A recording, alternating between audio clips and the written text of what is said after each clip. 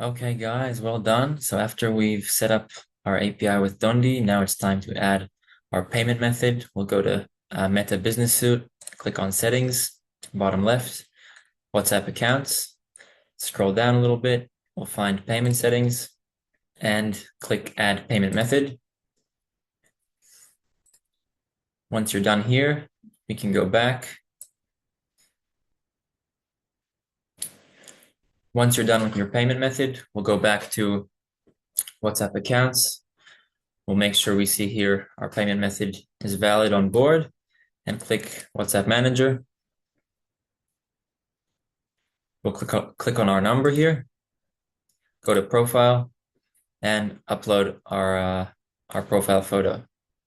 After this, we'll set you up with your personalized API chat and start building our first WhatsApp automations together.